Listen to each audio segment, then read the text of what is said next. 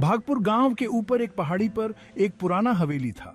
यह एक भव्य इमारत थी, ऊंचे खंभों और एक चौड़े बरामदे के साथ। लेकिन यह कई सालों से खाली पड़ा था। गांव वाले कहते थे कि यहां भूत रहते हैं। कोई भी हवेली के पास जाने की हिम्मत नहीं करता था। बच्चे उन कहानियों से डरते थे जो उन्होंने सुनी थी। बड़े लोग अजीब आवाजों और भयानक रोशनी के बारे में फुसफुसाते थे। हवेली रहस्य और डर की जगह थी।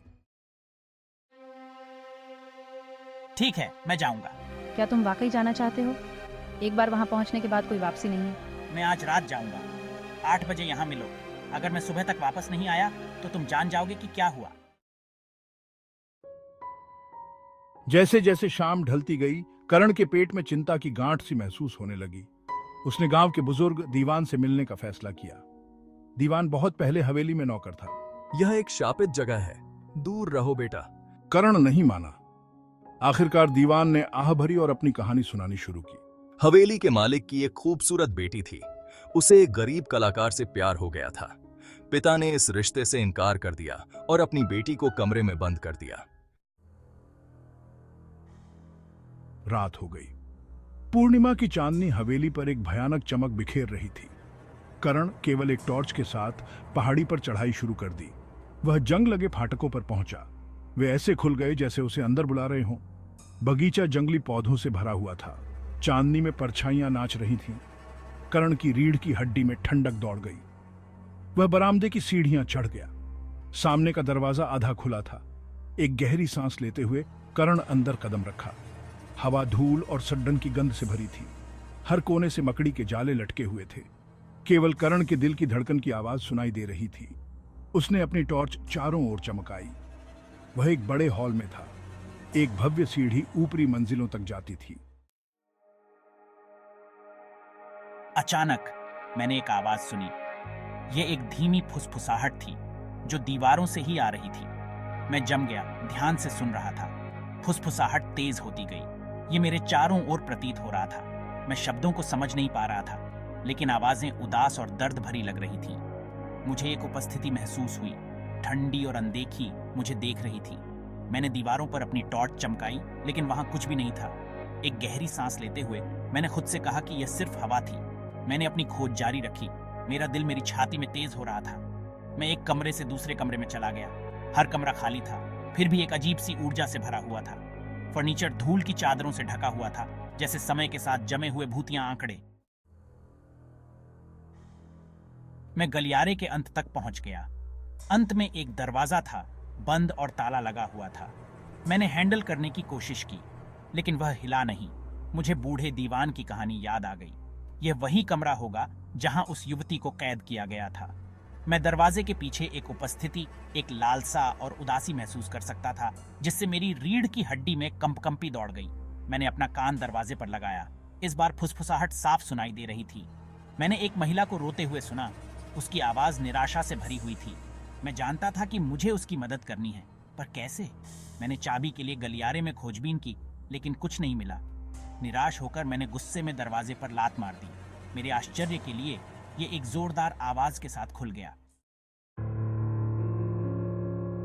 कमरा छोटा और धूल भरा था।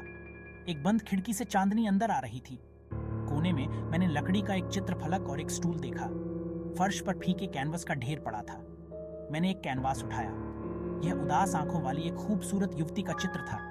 उसने एक साधारण सफेद पोशाक पहनी हुई थी और उसके बालों में एक लाल गुलाब था।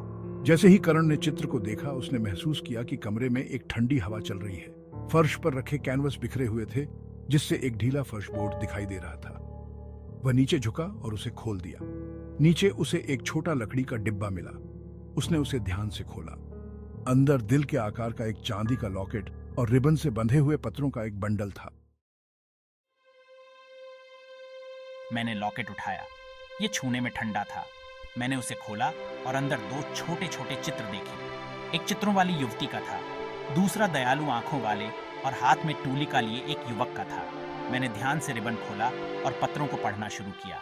वे प्रेम पत्र थे जो एक नाजुक हाथ से लिखे गए थे। उन्होंने युवती और कलाकार की कहानी बयां की, उनकी गुप्त मुलाकातें, उनकी खुशी के चुराए हुए पल, और जब उन्हें अलग कर दिया गया तो उनकी निराशा। आखिरी पत्र में युवती ने कलाकार के प्रति अपने अमर प्रेम और इस उम्मीद के बारे में लिखा था कि एक दिन वे फिर से मिलेंगे। पत्र एक विनती के साथ समाप्त हुआ। कृपया अगर मेरे प्यार को कभी यह पत्र मिले तो उसे बताएं कि मैंने उससे प्यार करना कभी नहीं छोड़ा। मैं फर्श पर बैठ गया। मेरे चेहरे से आंसू बहने लगे। अब मैं समझ गया था। फुसफुसाहट, उदासी, यह सब युवा जोड़े का फंसा हुआ प्यार और दुख था। मुझे पता था कि मुझे क्या करना है। मैंने पत्र, लॉकेट और युवती का चित्र इकट्ठा किया। मैं उन्हें नीचे ले गया और हवेली से बाहर ले गया। जैसे ही मैं चला गया, मैंने हवेली की ओर देखा। चांद अब एक बादल के पीछे छिप गया था और हवेली पहले से कहीं अधिक गहरी लग रही थी। लेकिन मुझे अब डर नहीं लग रहा था। मुझे पता था कि युवा जोड़े की आत्माएं आखिरकार शांति से हैं। मैं गांव के कब्रिस्तान गया और कलाकार की कब्र ढूंढी। वह पुरानी और उपेक्षित थी। मैंने कब्र पर पत्र, लॉकेट और चित्र रखा। मैंने एक प्रार्थना की। कलाकार से उनके आराम में खलल डालने के लिए क्षमा मांगी। अगली सुबह ग्रामीणों ने करण को बरगद के पेड़ के नीचे सोते हुए पाया। उसने उन्हें वह सब कुछ बताया जो उसने देखा और सुना था। उसने उन्हें पत्रों, लॉकेट और चित्रों के बारे में बताया। ग्रामीणों ने अचंभे से सुना। उन्होंने पहले कभी भूतिया हवेली की सच्ची कहानी नहीं सुनी थी। वे करण की बहादुरी से चकित थे। उसने अपने डर का सामना किया था और फंसी हुई आत्माओं को मुक्त किया था। उस दिन से करण भागपुर में एक नायक था। पहाड़ी पर बनी हवेली खाली रही, लेकिन वह अब डर की जगह नहीं रही। ग्रामीणों को पता था कि आत्माओं को शांति मिल गई है और इसके लिए उन्हें करण का शुक्रिया अदा करना था। समाप्त।